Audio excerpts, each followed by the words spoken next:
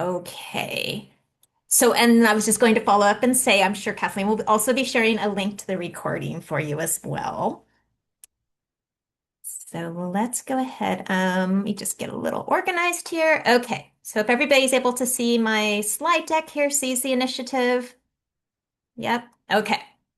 So just by way of introduction, I think I just jumped in. I failed to introduce myself. My name is Sarah F. Themu, and I'm a senior counsel with Boulder Advocacy, which if you aren't familiar with us, I'll give you a little bit of a background, but I do want to save time, most of our time today to really focus in on the topic of ballot measure advocacy.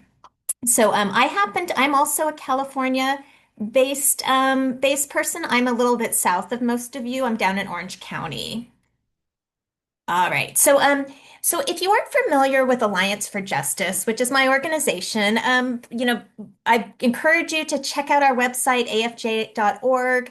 You can find out a little bit more about what we do. But I really want to highlight our Boulder Advocacy Program, which I represent, I work for. So at Boulder Advocacy, we provide a number of things. So workshops like I'm here providing today, but we also have a very wide and vast resource library, which is free and available to anyone who wants to peruse our website. So I encourage you if you have questions after today's session or about something entirely different than ballot measures, feel free to check out our resources. If you're having trouble finding an answer or you'd rather just speak to someone one-on-one, we also have a free technical assistance line where you can send us an email, give us a call, and you'll have a chance to speak one-on-one with one of our attorneys. But just to clarify that a little bit, although we are attorneys at Boulder Advocacy, we don't provide legal advice. So we wouldn't be able to advise on particular advocacy scenarios or review your documents or anything like that. But we can help brainstorm with you based on general legal principles and, of course, provide one of our resources, which could be very helpful. And with that, I'd also encourage you during today's session, please feel free to ask questions as we go along. We're a small enough group, I think, although we're growing, you can unmute yourself, you could raise your hand, or you could just throw your question in the chat. Don't mind being interrupted at all, so I'd rather have you go ahead and ask the question. So, what are we going to be doing today in this session? Well, I have a fairly, packed agenda here. I want to start out by talking about, IRS rules in general for nonprofits. Okay, this is going to be a refresher for those of you who attended our last session, or for those of you who are involved in this work on a more day-to-day basis. But we'll go ahead and start with that. And then we'll turn our focus to ballot measures specifically, okay, looking at what they are and, of course, what the rules are. And here, because we're based in California, and going to assume most of you are 501c3 public charities, although we may have a C4 amongst our group as well, we're going to be focusing in on two sets of rules. First of all, the IRS federal rules, which apply to 501c3 specifically, and then also California ballot measure rules too. California, as we're going to see, are not just applicable to 501c3s necessarily. The California rules really apply to all organizations and entities who are working in the ballot measure space. So that's a little bit of an overview about what we're going to be doing. All right, so let's start with our overview, okay, just to set the stage a little bit. So what I have up here is a chart of different types of nonprofits or tax-exempt organizations. So on one side, we have our 501c3 public charities. Okay, this is where I lie as Alliance for Justice, where the Fund for Santa Barbara as a community foundation lies as well, and many of you as well. So what is special about 501c3 public charities? Well, we're not only tax exempt, but we're also able to offer deductions to our donors, right? So that tax deductibility of contributions really sets the C3 apart from other types of nonprofits. And in fact, it's seen as really the gold standard. Now, in exchange for that favored tax status, we do see certain restrictions when it comes to some advocacy activities. So, for example, lobbying. For C3s, while public charities can lobby, the amount we can do is limited. Okay, so that's one difference there from a type of nonprofit like a 501c4 social welfare group or a 501c5 trade union like the SEIU or even a C6 trade association, okay, like a chamber of commerce. Those non C3s can lobby to an unlimited extent. Okay, and this is going to be very important when we're talking about ballot measure work because the IRS does consider ballot measure advocacy to be lobbying.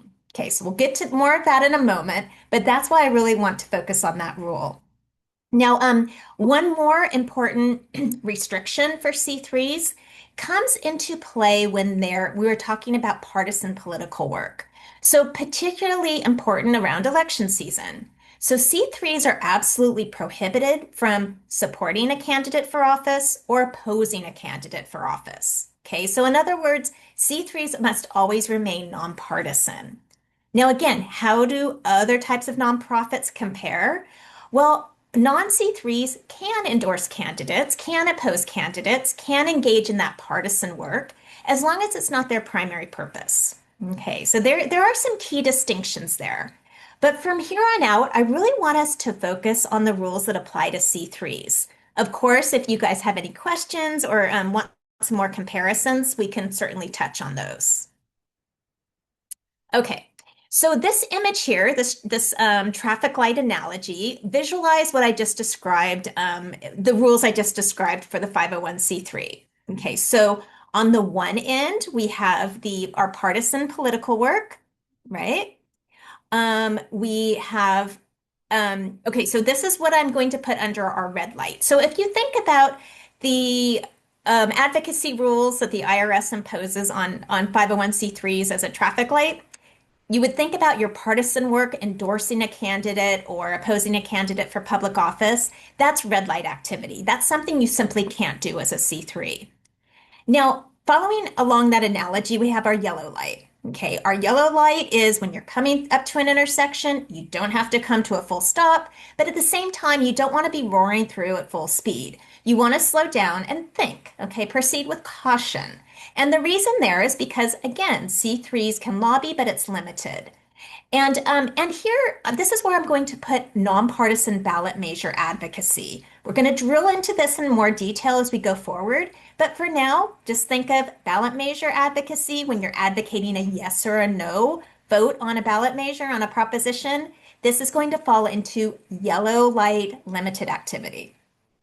But what does this leave us for all the other advocacy activities? Well, they're all under the green light. Okay, no limitations, no restrictions, as long as they are conducted in a nonpartisan manner. So communicating with, your community members, organizing, even nonpartisan voter education. So a lot can be done as we're coming up to an election, right in the middle of an election season, that is perfectly permissible and not limited for C3s as long as it is done in a nonpartisan way. Okay, so that's the quick overview of where the C3s fit into the advocacy realm. But now let's focus on ballot measure specifically because that's why we're here today together.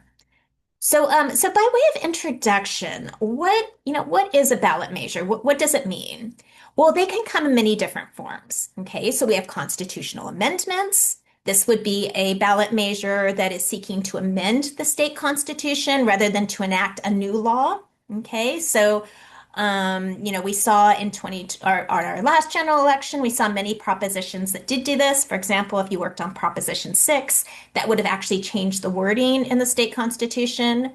But we also see ballot initiatives, and these are much more common in California. These are initiatives that enable voters to directly propose and enact new laws. Okay, so these can be either citizen initiated or they can be legislatively initiated, meaning that the state legislature actually brought this to the ballot. And then we also have referenda. We have bond measures too. A lot of times on the local elections, we'll see bond measures coming through, whether it's to put more money for a city park or maybe more money for the school district. Okay, we see those quite frequently in the local on the local ballots too. But regardless of the type of ballot measure we have, they're all considered to be legislation under the IRS rules. Okay. And why is that? Well, because when they pass, they are becoming new law. And conversely, if they are not passing, they're not becoming law. So, the next question might be, well, if it's legislation and we are asking voters to vote yes or no, yes, we can kind of see why that's filling the definition of lobbying. But the question next might be, well, what counts as lobbying? Because there are a lot of things that go on when you are advocating around a ballot measure. Okay, it's getting the ballot measure onto the ballot. It's getting signatures. It is, once it's on the ballot, telling voters to vote yes or no. So that campaign work. So exactly, when does it count? When would you need to start tracking your time? So these are different on this slide here. I have different stages of where, you as a C3 may be working. So generally speaking, a proposition becomes a ballot measure when proponents begin circulating signature positions to qualify the proposal for the ballot. Okay, so here, this section here, this highlighted section, is what would be fall under the definition of lobbying. Okay, so that work that's being done, before the signatures start being gathered, that strategy, the pre-signature organizing, that isn't considered to be ripe enough to count as lobbying. So, being August, we're past that now. We're well into the measures actually qualifying for the ballot at this point. But just so you have this reference for future ballot elections. Okay. All right, so with that overview behind us, let's go ahead and look at the rules. And we're going to start with the IRS federal rules governing ballot measure advocacy. And here I want you to be aware of two primary rules. And these are, again, focusing on 501c3s here. If you are a 501c4 or you're working with C4s, we have some little bit difference here. But for C3s, I want you to remember two primary rules. First of all, while lobbying is permissible, there are limits. Okay, so first rule there. And the second rule is that any activities around ballot measure advocacy must remain nonpartisan. Okay, that is your, standard that you should always be operating in. So, before we get into the, more details about when ballot measure advocacy would amount to lobbying, let's take a look at just some big picture concepts because again, we're going to be looking at two separate sets of rules. We're going to be looking at the IRS federal tax rules, and we're also going to look at the California rules that apply to your ballot measure work. So I think a great way to think about this is thinking about it as an onion. You can also think about it maybe as a Russian doll, where you're taking out the top layer and you're finding out what's underneath. So when we're going to start with the IRS rules, and you can think about that as the top layer of the onion, okay? Because as a C3, you really need to have that good grasp of, what rules apply to you. So again, what are those IRS rules? Well, C3s need to remain nonpartisan in anything they do, including ballot measure work. There are, of course, limits on C3 lobbying, so being aware of limits and what that means for your organization. And then specifically for ballot measures, okay, ballot measure advocacy, when you're asking voters to vote yes or no, that is considered to be direct lobbying. And of course, it needs to be nonpartisan. So what does the IRS really care about? Well, the IRS is looking at, making sure that you spend under a certain amount of money or that your activities are not substantial. Okay, so they're really looking at those limits. Now, you peeled that layer of the onion back, and what do you have underneath that? Well, as a California organization, you also have California rules that also may apply to you. Now, California does not put limits on how much ballot measure work an organization can do. But if you raise or you spend so much money, it may trigger the requirement to register with the state or perhaps report with the state. So, when it comes to ballot measure work, California really is all about transparency. So, where the IRS is about limits, California is about transparency, shining light on how much money and who that money is coming from in advocating around a ballot measure. Okay, so just setting the stage there, we are going to come back and talk about the California rules in more detail. But in the meantime, let's go ahead and focus on that IRS lobbying limit and what that means and, what that means for you for the tracking and considerations. So what I have up here, and again, I'm going to be running through this a little bit quickly. So if you have some general, more general questions about lobbying limits and what that means for your particular organization, I definitely welcome some follow-up. But in the meantime, what I have up here is a chart of lobbying limits. This is specifically for organizations that have taken the 501(h) election. Okay, so this is something that 501(c)(3)s have the choice between being measured, lobbying being measured under what's called the insubstantial part test or the 501(h) expenditure test. Okay, so this chart specifically goes for organizations that have elected to be measured under the 501(h) expenditure test. So basically what we have here is based on your annual exempt expenditures. Okay, so how much money you spend every year, not your budget, but how much money you spend, you will get your overall lobbying limit. Okay, so just for ease of a presentation, let's say we have an organization that has an annual exempt expenditures of $500,000. Okay, because we know that their limit then is 20%, they have $100,000 to spend on lobbying. So why am I talking about this in the context of ballot measures? Well, because ballot measure advocacy is considered to be direct lobbying, that means that an organization, a C3, could spend, this C3 could spend $100,000 on advocating a yes or a no vote on a particular proposition. They have that much of a leeway. Just for purposes of explanation, there are further limitations when it comes to grassroots lobbying. So C3s can also engage in advocacy where they're asking the general public to contact their lawmakers. Okay, those grassroots communications. That type of lobbying, again, while permissible, is further limited. So that can only be 25% of your total lobbying limit. But again, because ballot measures are considered to be direct lobbying, you have that larger limit to work with. Okay. So now touched on the limits, but let's talk about how do you know when your communication around a ballot measure would actually amount to lobbying or not? So what I have up here is I have definitions of both direct and grassroots lobbying. I want to just not for us to focus on grassroots lobbying right now because ballot measure advocacy falls under direct lobbying, so that's where we're going to focus. So let's specifically look at what is considered to be direct lobbying, again, under the 501(h) expenditure election, a 501(h) election definition. So the definition of direct lobbying is a communication. So that could be a social media post, that could be a postcard, it could be an ad, some way that you are communicating. Okay, this isn't a legal term. If it looks like communication, it's probably communication. Secondly, that communication needs to be going to a legislator. And this is where it gets interesting around ballot measures. Because when you think about the voters, every voter in California who casts a vote, yes or no, on a proposition is acting as an individual legislator because their vote is deciding whether or not that ballot measure becomes law.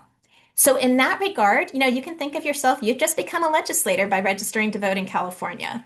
So we have right now communication with a legislator. Now, the last element of direct lobbying is that communication must express your organization's view about specific legislation. Okay, now specific legislation includes a proposition itself, a bond measure, and something that's on the ballot there. So if you are advocating, as this example does here, yes on Prop 4, that is expressing, that organization's view about that proposition, which is legislation. So this would be a classic example of direct lobbying.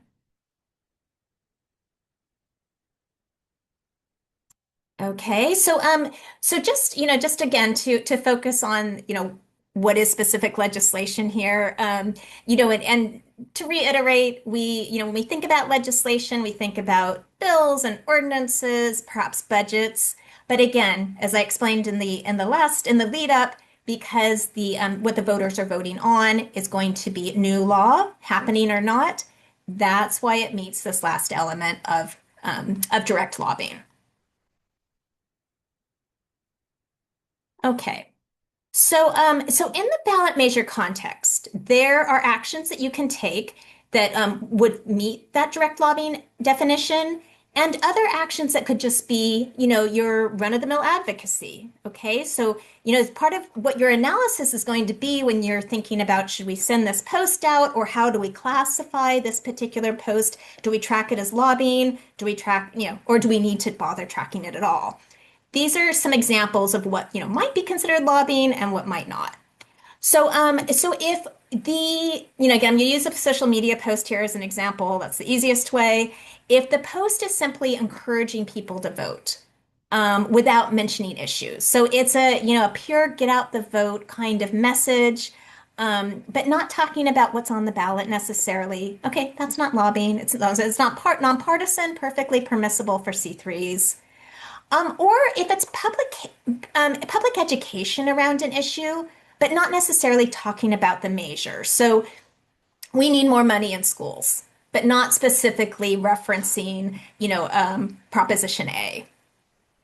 Also, a nonpartisan analysis. So, something that just examines the pros and cons of a particular proposition that is appearing on the ballot. Okay, so that true? What does it really say? What does it mean? Just deciphering it for the voters, but not coming out on one side or the other. And then, of course, thinking about timelines, we talked about that pre-signature gathering that doesn't fall into the lobbying territory. So timing can also impact this. So then what would be considered lobbying? Well, certainly asking voters to vote yes or no. Okay, that's going to be probably the easiest to spot. But opposition or support. Okay, maybe liking a post, reposting from somebody else's account with that information on it, or raising money that is earmarked for defeating or winning the measure. That also could fall under lobbying. Or targeting voters specifically who you think will support or oppose that measure. Okay, so that kind of activity. So hopefully you can see the differences here. So if we're talking about more general information, education, that's less likely to be seen as lobbying, whereas that urging yes or no vote, that's more likely to to be balanced towards lobbying.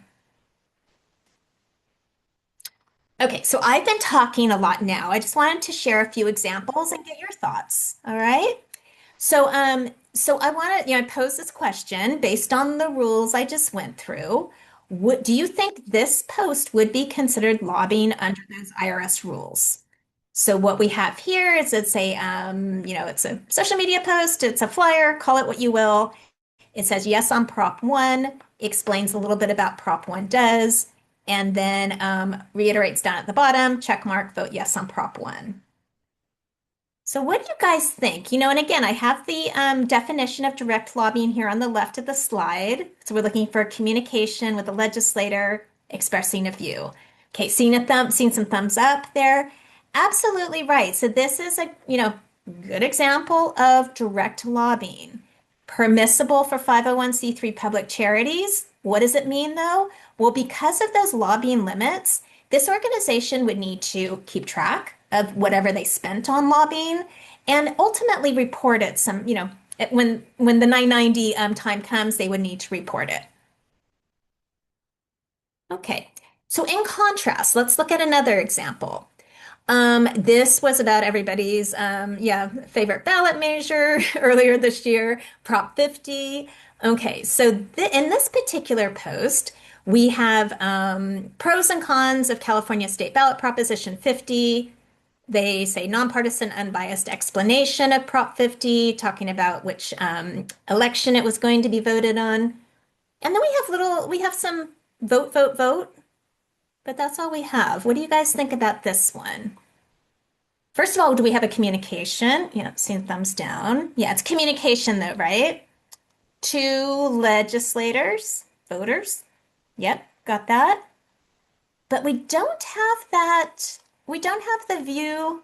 Yeah, good. We don't have the view on about specific we have specific legislation. We don't have expression of a view. Okay, because it's that pros and cons, the education, information. So I like this particular example because it shows that, it's perfectly fine for C3s to talk about ballot measures, and it not necessarily count as lobbying. So it's all about how it's presented, how you are talking about it, that will determine whether it's lobbying or not.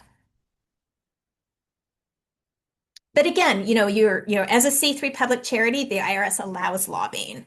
When would think about doing a non-lobbying post? Well, perhaps if you're close to your limits or if you're, perhaps working with restricted funding. Okay. For those of you who might be working with government grants, typically government grants do not permit those funds to be used for lobbying. Some foundation grants have those restrictions. So, there may be reasons that you would not want to put together a lobbying communication. Okay, so we talked about the lobbying limits. Let's now look at the next rule, which is that under the IRS, 501(c)(3)s must always remain nonpartisan. Okay, so again, let's put this into the context of ballot measure advocacy. So thinking about what activities, around a ballot measure could a C3 permissibly do that would not be considered partisan, would not be red light activity. Well, circulating petitions, sure, at the beginning stage of the ballot measure, lifespan. Endorsing measures, okay, so our organization endorses Prop XYZ, say, okay, registering voters and even talking about the ballot measure, that's acceptable, okay, as long as you are not tying it together with a candidate or with a party.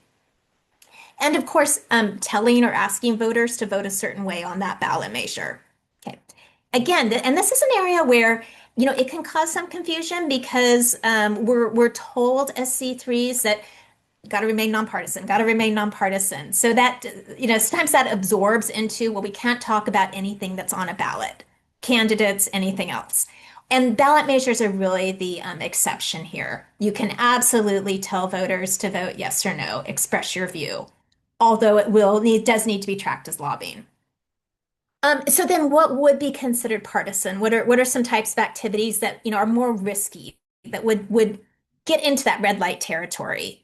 Well, of course, aligning how you're expressing your view, your organization's view with a party or a candidate. Okay, so that coordination is going to tip the scales towards partisanship. And also targeting outreach based on how you think voters will vote for candidates or parties. Okay, so you can certainly target it, focus your outreach on how you feel voters will vote on a proposition. Okay, but targeting outreach on how you think they will vote for candidates or parties, partisan, not permissible. And we'll look at a few examples of that in a minute. But in the meantime, let's focus again on voter engagement, okay? Because as 501(c)(3)s, you play a very important role in, getting people engaged in the system. So whether it's through, help with voter registration or general get out the vote activities, you have a very big, part to play there, getting people motivated. For C3s, we, are often the ones that have the ear of our community members. We're the trusted messengers. So you can absolutely use ballot measures as a way of, encouraging people to get out there. Of course, there are some guardrails to make sure that you are avoiding that red light territory of partisanship. So, of course, any kind of communication, you would not want to refer to a party, to a candidate. You never want to suggest who people vote for. Okay. When you're talking about ballot measures, what people vote for is okay, but not who people vote for. When it comes to voter registration, okay, very important here.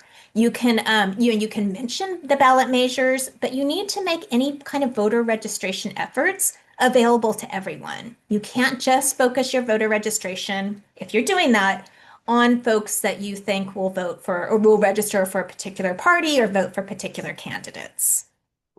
So the general rule of thumb is keeping all activities, all communications nonpartisan. And just a few examples I have up here on the slide where people, the groups have tied in the proposition into their get out the vote activities. Okay, so a few more examples to think about together. So as we look at the couple of these hypotheticals here, I believe I have three for you. I want you to think about whether this would be permissible for a C3 or not. So we have a measure on the ballot that would raise the minimum wage. Okay, there is a public charity that wants to make sure that interested voters actually get to the polls on election day and vote. Now, polling data shows that Latinx voters strongly support the proposal. So the charity is focusing its resources on Latino neighborhoods, looking for registered voters, and helping them get to their polling places. What do you guys think about that? Do you think it's a risky activity, or do you think this is something that the C3 could go ahead and do? What are your thoughts?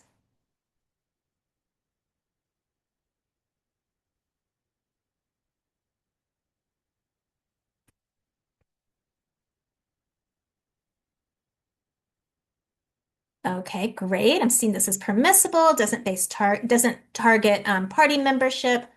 Wonderful. So yeah, so this would be considered nonpartisan. Okay, they're not focusing on which parties the voters are in, which candidates they're going to vote for, really focusing on the ballot measure itself. Okay, so could the activities constitute lobbying? Probably, if they are encouraging those voters to vote yes on the on that particular ballot proposition for minimum wage. It doesn't constitute partisan political activity. Okay, so while we may be under the yellow light, we're not under the red light. Okay, let's look at another scenario here. Okay, so again, we have the ballot, we have the measure on the ballot that would raise the minimum wage, and the same charity wants to make sure that interested voters show up and vote. And the polling data they're working on here shows that Democrats strongly support the proposal. So in this case, the charity is focusing resources on getting registered Democrats out to vote. What do you think in this scenario? Yeah, I'm seeing in the chat. Okay, great. Yeah, so in this case, we have the charity using partisan criteria to select who they're reaching out to. Okay, so in that case, that would violate the prohibition on partisan activity. So this is something that the C3 would step back and say, nope, this is not something that we can do. Perhaps this would be an activity that a C4 would be working on, but certainly not for the C3. Okay, so last scenario here, changing the facts a little bit, we have a new proposition. So this measure would require healthcare labor organizations to annually inform members of how their dues are being spent. A public charity prepares flyers explaining the proposition and informing voters what a yes vote would mean or a no vote would mean. So first question is, do you think this would fall under red light activity? And then for a bonus answer, would this also constitute lobbying or not?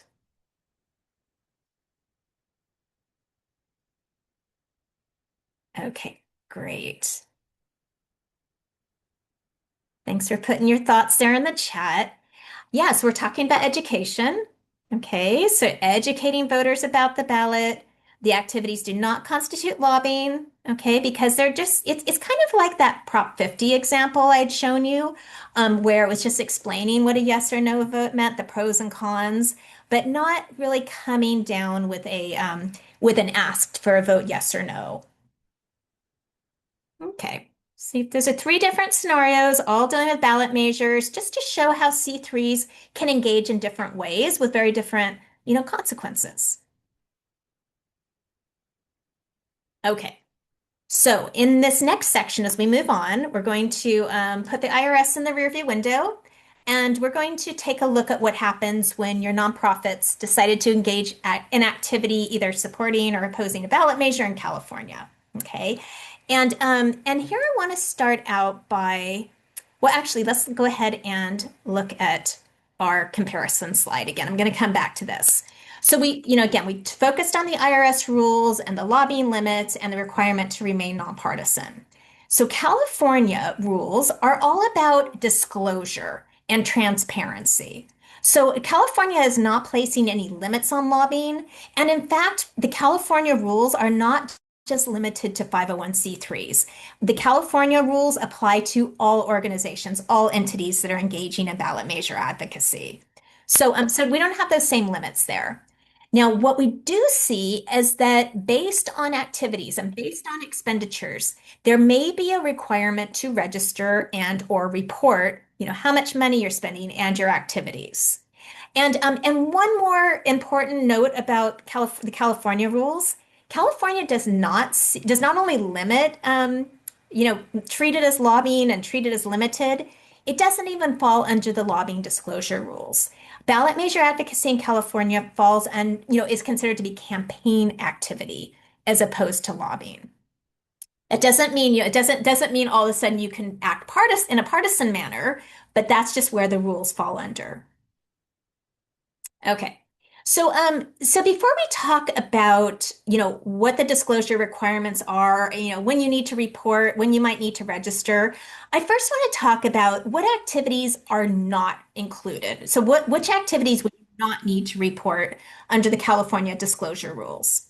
So there are several activities, and in fact, for, many organizations who are, say, just supporting or opposing one or two ballot measures, these are the only kinds of activities they engage in, so they really don't have to do anything for the state purposes. So some of those activities include, limited staff time. So maybe staff members are only, preparing one post. If it's under 10% of their time per month, that does not get counted towards the disclosures. And also volunteer work. California is just concerned with the money that's being spent. So if the work is being done by volunteers, that is not going to be reported. Um, some C3s are also contracted by ballot measure campaigns to do work like phone banking, text banking. If there is a contract, in place that where the C3 is getting fair market value for those services, that again is not counted towards the ballot measure disclosures. A few others, if you're holding an in-office fundraiser, that's an area there are some particular peculiarities here. So if that's something you're doing, I can get you more information. And also, if you are communicating to your members about a ballot measure, okay, even if you're asking your members to vote yes or no, that's generally exempted from disclosure in California. And there are some more as well. We have more resources if you're interested in learning more about those kinds of activities. But I did want to note that just because something is exempted in California from disclosure doesn't mean that it's exempted in the IRS. So, for example, staff time. Staff time is still, even if it's 1%, 1 hour that the staff member spent on a lobbying communication or a ballot measure communication that counts as lobbying, that still needs to be reported for the IRS. So we're talking about California specifically here. Okay, and a few others, more general principles here. If if you're spending less, if an organization is spending less than $1,000 in a calendar year, so 999 or less, that also is not reported. So many, smaller grassroots organizations fall under this territory. Okay, you're not spending enough. You're not spending that much money to trigger those disclosure requirements. And then the next bullet point about not urging action on the measure. Okay, this one here, this is where we see some difference from the IRS definition. So under the California rules, if you are simply endorsing or opposing a ballot measure without expressly urging voters to take action, so our organization endorses Prop 1. So under the California definition, that isn't generally enough to trigger disclosure. And then, of course, public education campaigns. So, independent analysis, pros and cons, without coming down firmly on one side or the other. Okay. So then I talked about who doesn't need, what you wouldn't need to report. So the question next might be, well, when would you need to report? Not every organization, not every person that supports or opposes a ballot measure in California necessarily needs to register or even report their activities. Under the California rules, only those groups that qualify as ballot measure committees have any kind of reporting obligations. So let's talk about what does that mean? What does it mean to be a ballot measure committee? Well, the definition is here. Basically, any group of people, or an organization that raises or spends money, and certain thresholds needs to be met to support or oppose a ballot measure. Now, I did have a little, the note here, you can become a committee without realizing it. And this is absolutely true. So, I've seen this in my practice. Most attorneys who've been working in this field have also seen it because, you know, maybe you're not the main ballot measure committee. You think, oh, I don't need to report anything. I'm only putting together some resources. I'm donating to a campaign, but I'm not running the thing, right? And many, and it does happen that people fall into this territory. So it's important to understand, and keep track of the money you spend so you know if you do indeed need to register. Okay, so let's spend some time just looking at, well, what are those committees? How do you know if you've become a committee? So one way that, the easiest way, I suppose, is to, host the main ballot measure campaign. Now, for C3s, this is very unusual. Just because to run a main ballot measure campaign, you would need to spend so much in lobbying that for a C3, you probably exceed your lobbying limits. So typically, not always, but typically we see main ballot measure campaigns being run out of C4s or other types of entities. Yeah, so again, might not be possible, but unusual. So it's far more likely for a C3 to become a ballot measure committee in California, either through receiving money for ballot measure advocacy or spending money for ballot measure advocacy. Now, importantly here, even if you don't rise to the threshold of forming your own committee, if you're coordinating with the main ballot measure campaign, you may still need to give them information because they will need to disclose it. Okay, so even if you're donating, less than 1,000 or doing some work for them. So just keep that in mind. So there are two types of committees other than the main ballot measure committee. We have recipient committees and we have independent expenditure committees. So let's talk about recipient committees first. The recipient committees are, committees that solicit or receive payments. First of all, through of payments of $2,000 or more in a calendar year that is earmarked for ballot measure work. Okay, so that is you're receiving grants, you're receiving donations, funding, specifically stating that these funds are to be used for ballot measure advocacy. So that's one way. Yeah, so the threshold's fairly low, $2,000. Another way is by spending $50,000 in donor funds over a 12-month period. Okay, or $100,000 over a four-year period.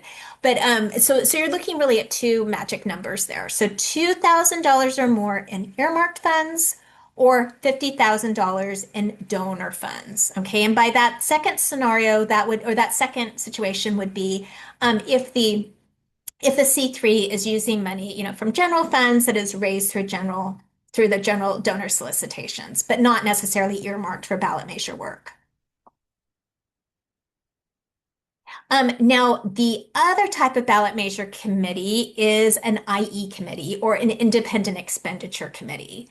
This is the one we typically see most with smaller, more grassroots organizations because, as the name implies, this is work. This is money that you're spending where you're not coordinating with a ballot measure committee, a main ballot measure committee. You're simply doing the work independently.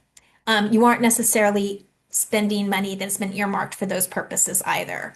So the magic number here is that a C3 is spending $1,000 or more in a calendar year preparing communications that expressly advocate for or against a ballot measure.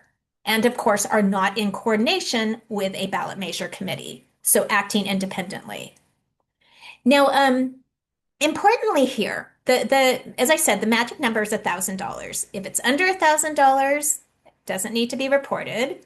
If it's over $1,000, it's you're probably going to be an IE committee until you hit that 50, that let me just go back a slide, until you hit that $50,000, right? And then you could become a recipient committee. Okay. Apologies if this is getting a little bit confusing. The California ballot measure rules can certainly get there. But I just did want to give that discrepancy there. But let's focus now again on IE committees. So, so if you are an IE committee, so you're spending over $1,000 in a calendar year advocating around a ballot measure, no registration is needed. Okay, so unlike a recipient committee or the main ballot measure committee, you don't need to register, but you would need to report. Okay, so that means it's important to keep track of all of your, time and expenses. And there are a few other, just clarifying things in this definition too. To be an independent expenditure committee, okay, to you not only have to spend $1,000, but it has to, your communications must contain magic words. Okay, so magic words in California are things like vote for Prop X, defeat Prop Y, okay, pass Prop, bond measure, blah, blah, blah. Okay, so those magic words need to be there. Now, there's another caveat. As we get closer to an election, okay, specifically within 60 days, that those magic words become broader. Okay, so it's no longer just that you have the words vote for, Prop 35 here, but if the language such as, Prop 35 will be great for Santa Barbara residents. Okay, there's not that magic word vote yes or, support, anything like that. But the fact that the implication is that the organization would like voters to vote yes on Prop 35 and you're 60 days from the election, within 60 days from the election, that is encompassed there into that communication. Okay, so express advocacy, it does change as we get closer to the actual vote. And then, of course, in order to be considered independent expenditures, there cannot be coordination with a ballot measure committee or the main ballot measure campaign. The benefit of that is that it's you don't have to register, but there is a lower reporting threshold. Okay, so that $1,000 is quite easy to hit without knowing it. And back to that, the beginning when I first started talking about ballot measure committees, I said it's very easy to become a committee without even realizing it. And this is why it doesn't take that long to hit that $1,000. But again, keep in mind those activities that do not need to be reported. So less than 10% of staff time, public education, thinking about how you are expressing that advocacy too. Okay, so just from a technical perspective, what do ballot measure committees need to report? Okay, money, so donations, staff time, mailing lists, so all these things you should be tracking because it ultimately may need to be reported. Also funds spent on communications with non-members, okay, because remember, communicating with members about how they want them to vote on a ballot measure is one of those exceptions. So thinking about how having a tracking system is going to be very important here. Okay, so we're wrapping up. I do want to leave questions for you guys, but just some final thoughts before I stop sharing. The importance of keeping good records, okay, for a number of reasons. First of all, you want to keep good records. So if your activities do amount to lobbying under the IRS rules, you're able to give that information to whomever is filling out your 990, right? And making sure that you're staying within your limits. And then, is that secondary reason, if you're peeling back the layer of the onion, keeping track of your time will better enable you to determine if you've actually formed a California ballot measure committee, be it an independent expenditure committee, a recipient committee, if that's happened. So it's the best way for you to be able to stay on top of that. And then I highlighted that we have a number of resources through our Boulder Advocacy Library, which is free and available to you via our website. I just wanted to highlight a few of these. We have a guide called Seize the Initiative, which is at the bottom right corner of the slide. It's a really good desk reference if you are just starting out or, heavily involved even with ballot measure advocacy. It really goes through the IRS rules in a lot of detail, gives some great scenarios and examples there. And then we have a number of California state-specific resources, about those California ballot measure disclosure exceptions, what you need to disclose, the committee structure. So we also have some California-specific stuff too.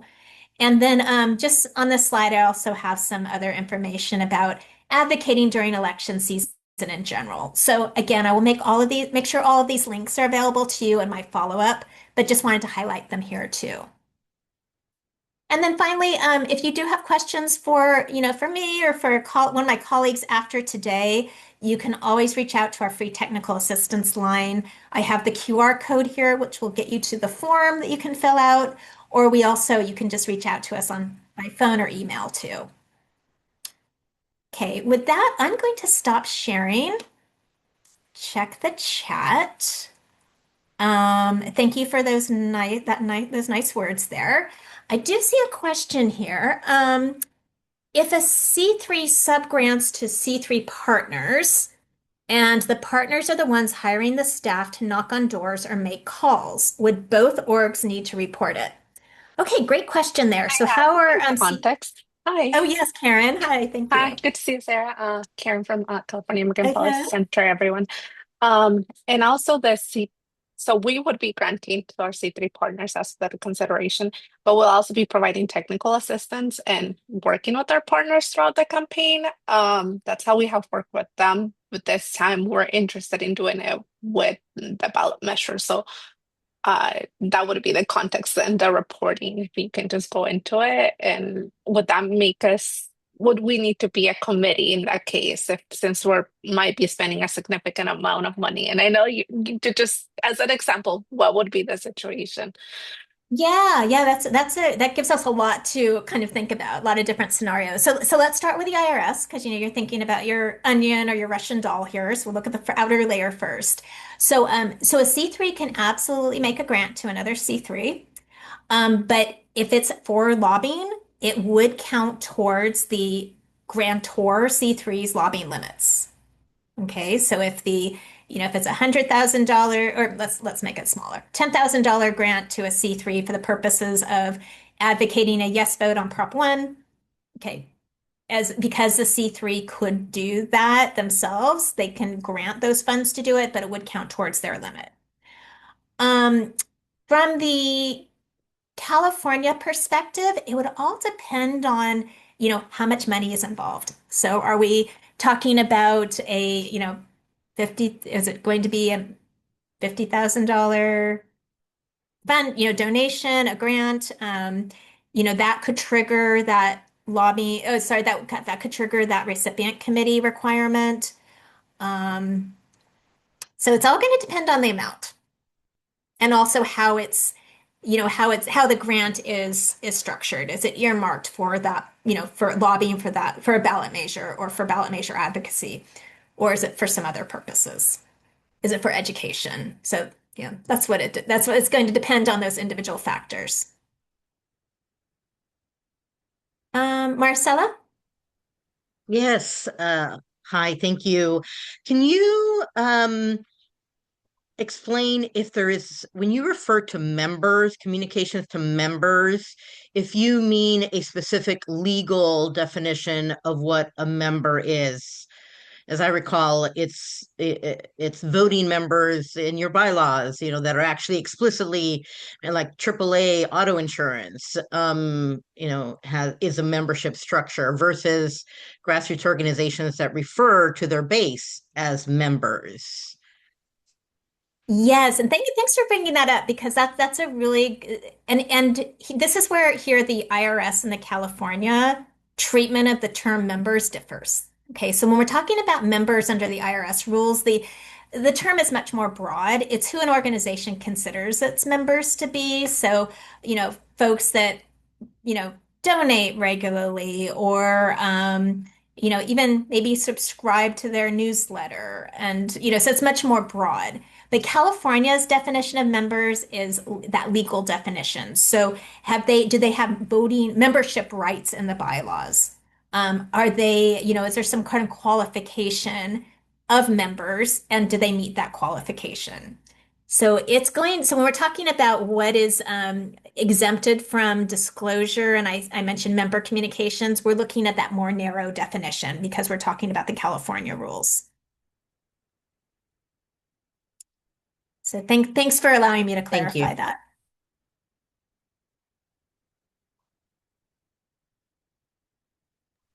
I have another question if there's time. Okay, yeah, Yeah. absolutely. Okay. Regarding the expenditure limits rules, what about organizations that are fiscally sponsored? What are those financial limits? Is it the budget, the expenditures of the direct organization, or does it fall under the expenditure of the fiscally sponsoring organization, that is the C3? Okay. Yeah, so let's loop everyone because I understand exactly what you're asking, Marcella. But just for clarification for everyone else, so we're talking now about the lobbying limits, so the IRS lobbying limits. So, again, because ballot measure advocacy falls under direct lobbying with the IRS, it's very important for you to be aware of what your lobbying limits are. So fiscally sponsored projects, if you are particularly under that Model A fiscal sponsorship, so you're fully comprehensive project of fiscal sponsorship, you would be under your sponsor's lobbying limits there. So it'd be very important to, communicate with your fiscal sponsor to find out, what they allow your limits to be. Oftentimes, it will be in the fiscal sponsorship agreement itself. If there are any kind of limitations and what that might look like, and what kind of reporting you need to give to them. But as a general rule, projects are under the overall limit of their sponsor. So you can think of it just like a project of an existing C3. So not even, or a program of an existing C3. Same kind of analogy. Thank you. Of course.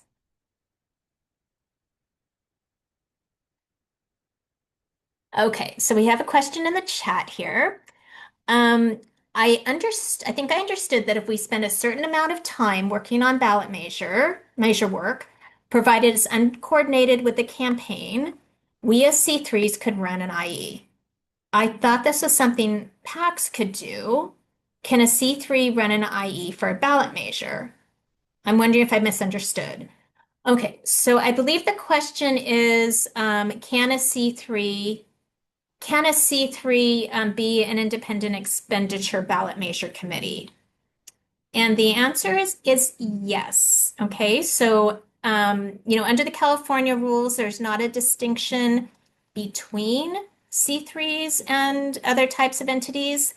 Um, if we're talking about a candidate campaign, the rules are different. Okay, C3s cannot run a candidate campaign, you cannot make independent expenditures for a candidate.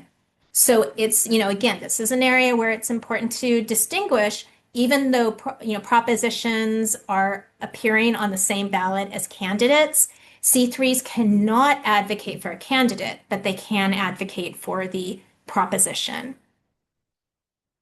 So, and this is, I will, wholeheartedly agree. This is a confusing area because we're talking about the same set of rules that apply to both candidate work and ballot measure work. So it causes confusion. But that's where the distinction lies. So C3s are permitted to advocate around propositions, but not candidates. Yeah. And please, if there's any clarification needed on that point, or if I misunderstood the question, please let me know.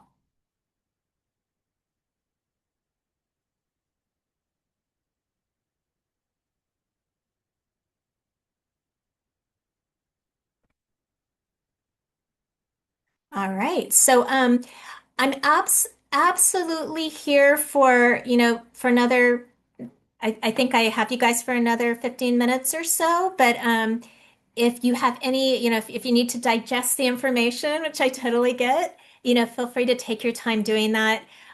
Read through the resources I'm going to be providing, and then I believe, Kathleen, you have some follow-up workshops that are coming up too.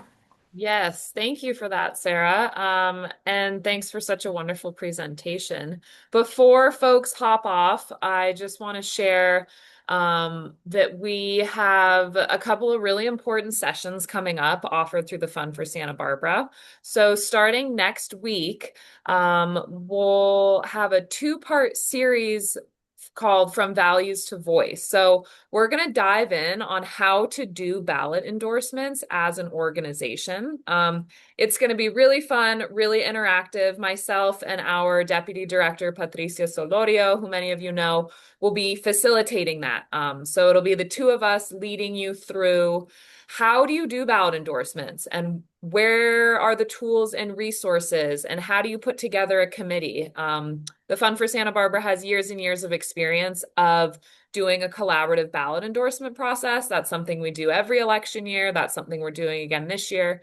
And this year, we're going to teach folks how to do that. And we're going to give you the ballot spreadsheet trackers. We're going to give you Canva templates that you can put your endorsements into. We're going to give you a timeline and information and resources on how to do it and really handhold folks and walk you through that process. So it'll be a two-part workshop. The first on what is it? How do you do it? The second on how do you communicate once you actually make those ballot endorsements. And we're also going to have office hours too. So drop in time for folks to come on Zoom, bring questions. But we're really here to help guide folks through the process. So I will drop that link in the chat here. Just give me a sec to pull that up.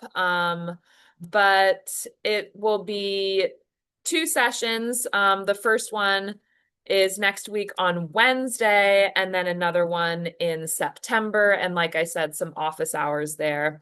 Let me grab that registration link for you. So please register ahead of time. Really highly encourage folks to come, get the tools, learn how to do it. And now that we've had this great legal refresher with Sarah and Boulder Advocacy, everybody's equipped to go in and do that. So it's going to be really fun. It's going to be just a nice time to be in community and really dive deep into this. So would love to see you there. Feel free to reach out to me directly with any questions. And we'll be following up. Like Sarah mentioned, she'll share her slides. So we'll include that. We'll include a link to the recording. And I'm also going to keep pushing folks to register for that Values to Voice session that's happening in August and September.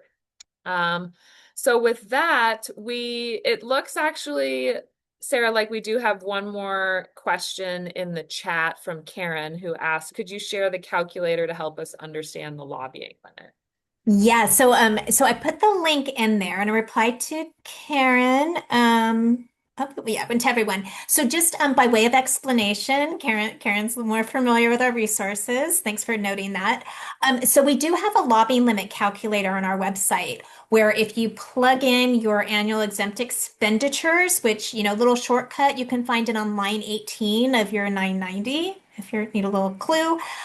You plug that in, and our calculator will spit out the, direct lobbying limit and grassroots lobbying limit based on that number. So you'll have a good idea, or if you have a projected expenditures for the current year, you can use that.